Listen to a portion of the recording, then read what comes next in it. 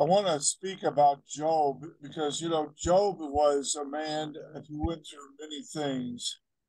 And he is a picture of a kicked down sage, a haham, who is being afflicted, but the wearisome comforters who are accusing him are actually wrong. And the fact is that even though he's being humbled, he will in time be exalted. And basically, his conflict is with Satan, who is questioning his righteousness. Yes. And many times in the ministry, we come under terrible criticism and rejection. And you would think that trying to get the Bible to people is just the worst possible thing anyone could ever do. And that people who do things like that are not even fit to live. And we are the scum of the earth. And down at Beth Shalom, when they threw the white paint on the front of the building, it was like they were making a message very clear. This is the scum of the earth place, preaching the scum of the earth message about a scum of the earth Messiah who died on a scum of the earth tree. And we want these people out of our neighborhood. And we have gone through many trials and tribulations of a Job kind. But now the Lord has started to exalt us, because if you are humbled and you will stay true to the Lord, he will in time exalt you. And what he's done now is he's given us this glorious Yiddish Bible, a wonderland of glory, to get into these words and to see all these corridors of light streaming down from heaven, these wonderful words, glorious words. And here we are, people who don't even know Yiddish, and yet we're learning Yiddish, and we're entering this glory land of Scripture. I guess the Lord had to test us first in all the trials and tribulations of Beth Shalom.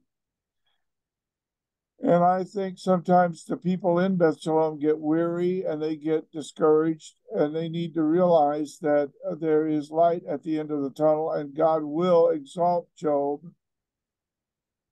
No matter what his friends say, no matter what his wife says, no matter what he's lost, at the end,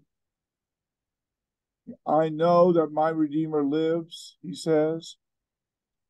And there's a scripture in Job 33, which talks about our soul drawing near unto the grave. Today, I was speaking to an undertaker about a grave marker and about paying for it and getting it paid for, so that there are no bills that we have accrued that other people have to pay after we're gone. We want to prepay not only the funeral, but the burial expenses and the marker. And here it says, the soul draweth near unto the grave. Now you may try to put that behind you, but we had a preacher say yesterday that there's coming a time when we're going to have to face death. That's what she said, face death. And she was preaching to Muslim ladies. And they don't want to live in that kind of reality. They want to live in some kind of religious fantasy world. But the fact is The soul is drawing near to the grave every day. But here is what Job is looking for, even in his terrible pain, his physical affliction, his rejection, and all the judgmental attitudes that people have toward him, and all the things he's going through.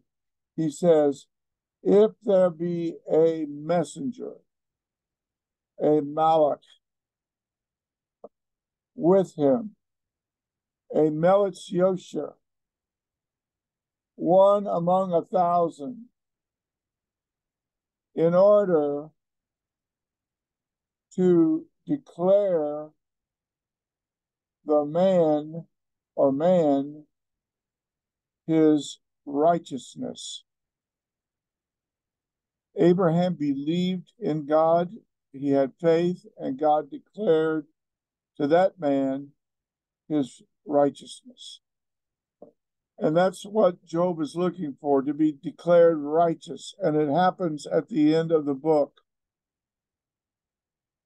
And we know that Moshiach ben David was a Job, a Hacham, kicked down and wrongfully accused and given a Job treatment. But in the end, he was justified in the spirit. He was vindicated, and his resurrection was his vindication. But it's also yours, because it says on the third day he will raise us up. And that means our justification. Romans chapter 4, verse 25. So Hosea 6:2, Romans 4:25, and Job 33:23, as well as Isaiah 53, verse 11. These are scriptures to meditate on, to mutter to yourself, to pray and believe and preach and testify with, and tell people that God has already given a body. A body has been prepared. A body has been given. And that's found, I believe, in Psalm 40, verse 8, but basically you get it more clearly in Hebrews, where the scripture is given. And we know that this body made a kapora. Sinners require a kapora. Leviticus 17:11. And also, this body was modeled for us as a resurrection body. And the upper room became a kind of showroom of the resurrection body. And so these Shulahim saw the body they're going to have. It says, we don't know what we will be, but we know we will see him as he is, and we will be like him. And we thank God that this body, though it may break down, though it may get sick and tired and old, is not the last word for us. The soul draweth near to the grave, but I know that my Redeemer liveth, and that he has prepared a mansion, and I'm talking about, metaphorically speaking, a body. I go away and prepare a place, a body for you. Not just a domicile in heaven, but a body. So that where you are, Moshiach ben David, there we may be also. Now, when he was speaking to them, he was speaking to them in his earthly body. But he was talking about going away and preparing another place, meaning, I believe, another body for them.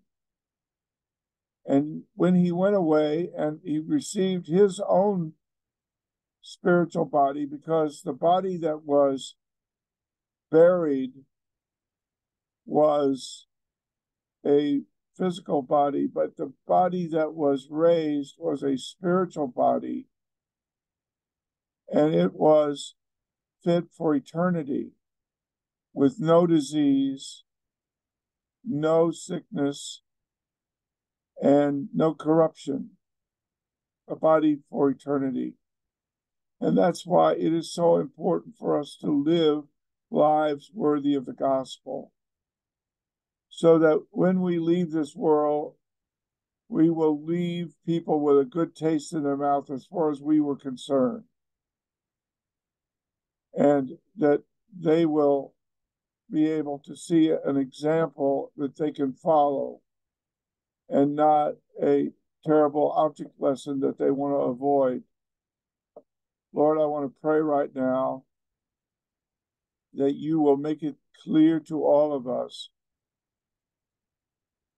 that there is a righteousness that the Lord gave us, a robe of righteousness that he has fitted upon us.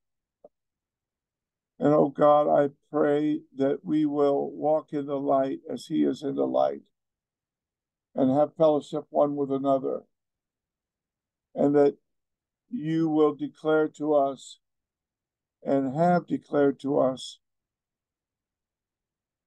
the righteousness of Moshiach ben David, Ha'adon, our righteousness, Sid Kotenu, and we'll give you all the praise and all the glory.